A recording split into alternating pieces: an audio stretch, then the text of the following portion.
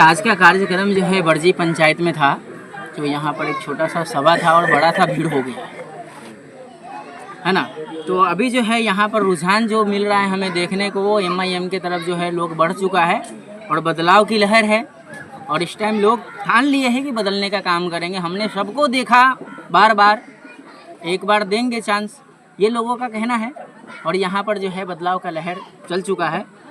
और जो यहाँ पर सामाजिक तौर पे हमारे साथ जब जुड़ना चालू किए, स्टार्टिंग में तो नहीं जुड़ रहे थे लोग, लेकिन अब जो है लोग जुड़ना जो शुरू किए हैं, हमारे हिंदू भाई, खास करके हमारे हिंदू भाई, हिंदू समाज से लोग जुड़ना शुरू कर दिए हैं। और बहुत सारे तादाद में जुड़ रहे हैं कि नहीं, अब की बार युवा लोग जो हैं कि हम आपका सपोर्ट करेंगे। अगर आप हमारे हक में इतना बात कर रहे हैं, इतना हमारे हक में करिएगा तो हम आपके साथ हैं, बिल्कुल साथ रहेंगे और आपका सरकार बनाने का काम करेंगे, आपको विधायक बनाने का काम करेंगे। तो वो क्यों बोल रहे हैं ऐसा? कहीं ना कहीं आपसे नाराज़ है तभी बोल रहे हैं, कहीं ना कहीं आपसे वो तकलीफ़ में है तभी बोल रहे हैं। तो सब लोग ठान लिए हैं कि ये विधानसभा में, बरूराज विधानसभा में कुछ बेहतर हो, कुछ अच्छा हो, नया युवा विधायक चाहिए, लोगों ने ठान लिया है। तो अब की बार जो है बदलाव की लहर चल चुकी है। और पूरे बिहार में अगर आप देखेंगे तो AIMIM का जो है लहर जो है गूंज रहा है। विपक्षी में जो है बड़ा तनाव का माहौल बना हुआ है कि अब क्या होगा। अगर आप हमें गठबंधन में ले लिए होते तो शायद आपको इतनी टेंशन वाली बात नहीं होती। हम मिलजुल करके इलेक्शन लड़ते, मिल के सरकार बनाने का काम करते। हमारा लेटर आपने ठुकरा करके कहीं ना कहीं आप अपने हिसाब से सही किए होगे, लेकिन अगर आप फील्ड में निकलेंगे तो आपको जनता समझाएगी कि आप कितना बड़ा गलती कर दिए।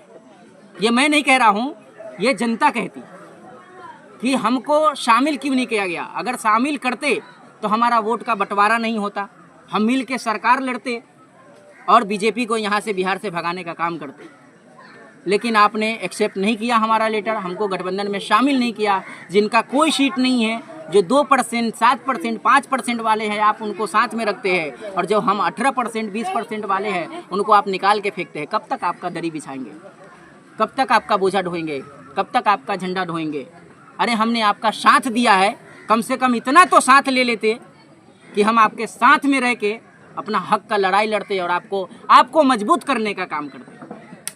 लेकिन कहीं ना कहीं आप क्या सोचे, कैसे सोचे, आप किसका सपोर्ट कर रहे हैं, लोगों को समझ में आ रहा है। आप हमें B टीम कहते हैं, हमें B टीम मत कहिए, क्योंकि अब लोग समझ चुकी है कि B टीम अब कौन है। क्या लगता है कि आगामी विधानसभा में MIM जो है बड़ी पार्टी बनकर उभरेगी?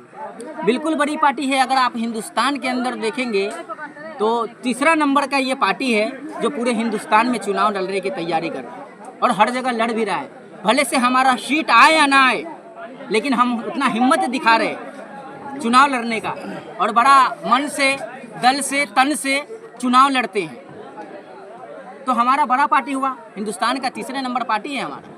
और हम यहाँ पर बिहार में अब की बार हम दिखा देंगे, पूरे हिंदुस्तान को समझ में आएगा कि AIMIM को चाहने वाले कितने % हैं। किन मुद्दों को लेकर जनता के बीच अब जा रहा है? देखिए, यहाँ पर जो है रोजगार की बड़ा कमी है, रोजगार नहीं है, शिक्षा नहीं है, शिक्षा का ढिलाई है। रोड आप देखेंगे, मैं अभी पिछले 1 महीने से कंटिन्यू रोज विधानसभा में घूम रहा हूँ।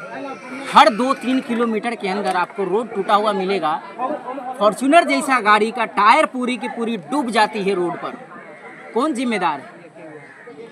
लाइट का सुविधा नहीं है, ब्लॉक में भ्रष्टाचार जो है दबा के हो रहा है। कौन करा रहा है? कौन कर रहा है? कहीं ना कहीं सब मिले हुए। पुलिस स्टेशन में FIR के नाम पर गरीबों से घूस लेकर के ये सब होता है। यहाँ के जो अभी विधायक है उन्होंने कहा था कि भ्रष्टाचार थोड़ा बहुत है ब्लॉक में, इसको क्या? अच्छा, थोड़ा बहुत है, मतलब है, मानते हैं कि भ्रष्टाचार जो है, घुसखोरी जो है। अब समझिए कि थोड़ा बहुत बोल रहे हैं, तो जब जनता वहाँ पर जाता होगा, जब जिसको काम होता होगा वहाँ पर, उनसे पूछिए एक बार, उनके सामने माइक लेकर के जाइए और आप पूछिए कि आपका ये काम हुआ है, आपको कितना डिमांड किया गया है।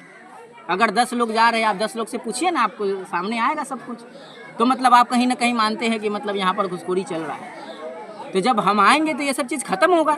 जनता मौका देगी तो क्या प्राथमिकता रहेगी? देखिए, हमें यहाँ पर हमने जो बोला है कि विधानसभा के अंदर हम 3-4 हॉस्पिटल देंगे। तो सब पहले तो हमारे विधानसभा में एक ढंग का हॉस्पिटल नहीं है। हमें कुछ हो जाता है तो इलाज करने आप मुजफ्फरपुर जाइए, तब तक रास्ते में ही मतलब आपका डेथ हो जाता है। एक डिलीवरी है औरत का, लेडीज का, तो वो ऑपरेशन करने के लिए, डिलीवरी कराने के लिए ढंग का कोई हॉस्पिटल नहीं है मोतीपुर में, हमारे बरूराज विधानसभा में। आपको या तो मुजफ्फरपुर जाना है और ज़्यादा सीरियस मैटर है तो आप पटना जाइए। ये ट्रैफिक वाला माहौल में आप इमरजेंसी में लेके कैसे जाएंगे? तो क्या ये सब चीज़ ज़रूरी का सामान नहीं है? ज़रूरी क्या चीज़ नहीं है? सबसे ज़रूरत जो है स्कूल और हॉस्पिटल होता है, जो नज़दीक में होना चाहिए और अच्छा बेहतर होना चाहिए कि हर चीज़ का इलाज हो और हर चीज़ का डॉक्टर हो। तो हम ये सब चीज़ पे काम करेंगे। अगर हमें जनता चुन के लाती है तो हमने जो वादा किया है कि हम 3-4 हॉस्पिटल विधानसभा में खोलेंगे और बड़े पैमाने पे हॉस्पिटल होगा, जिसमें कम से कम 50-100 बेड का एक हॉस्पिटल में बंदोबस्त होगा और हम वो करेंगे।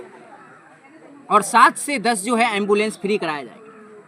तो हम ये सब काम करेंगे। अभी भ्रष्टाचार जो है वो ख़त्म करेंगे। पुलिस स्टेशन में जो FIR के नाम पे जो घुसखोरी चल रहा है वो ख़त्म करने का काम करेंगे। युवा पढ़ लिख करके जो परेशान हैं, उसको परेशानियों को समझना पड़ेगा। आप लोग मुझे गाली देते हैं कि आप नया नया आ गए हैं, आप क्या कर लीजिएगा, क्या ये कर लीजिएगा, वो कर लीजिएगा। अरे भैया, ज़रा सोचिए आप कौन सा दुनिया में जी रहे हैं।